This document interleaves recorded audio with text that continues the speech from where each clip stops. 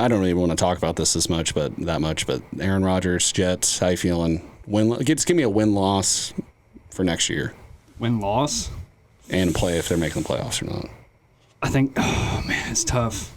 I'd rather not do that, but I would say that just be wary for the people that are thinking like this is immediately a Super Bowl team, just because it's not always a smooth transition going into a brand new offense. Especially when you've been in the same place for 20 years. Exactly, right? And so you have timing down with those receivers. And granted, Aaron didn't have any of the receivers he's used to last year besides Lazard. He's got him again, but brand new team, new culture, apparently a better culture. I mean, it seems that way from the outside. But there's also such thing as a sophomore slump. And that team last year was built on some amazing standout rookies in Sauce Gardner, Garrett Wilson, and Breece Hall.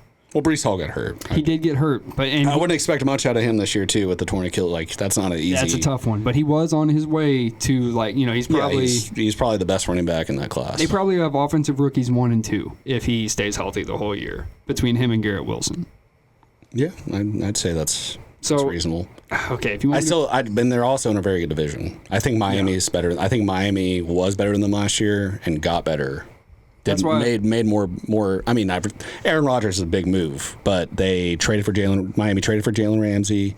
They traded for Bradley Chubb at the end of last year at the deadline. Right. They added Devin Achane. I mean, they got Devin Achane in the draft, which Devin Achane is a game wrecker. A few more pieces I'm forgetting here on the defensive side of the ball too, but that's going to be a team if Tua can stay healthy, which probably isn't going to happen. But just if we're saying everybody stays healthy on both teams all year, I like Miami to make the playoffs and the Jets not to, and let the Bills win. Really? With the Bills winning the division. So you think the Jets don't go at all then?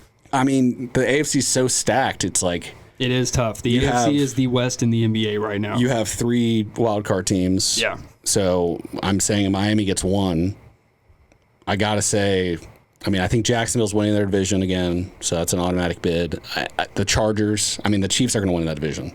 That's the Chiefs. I don't know what that line is at, but every year you should be putting $1,000 on that. The Chiefs are the Chiefs until they prove us wrong. Because even when it comes to the Bengals, I've fallen for that trap twice now, where I'm just like, oh, but it's Joe Burrow and the Bengals. They're going to stay. No, Patrick Mahomes does his thing every single time. Yeah, and that's so. And I think the Chargers are still good enough.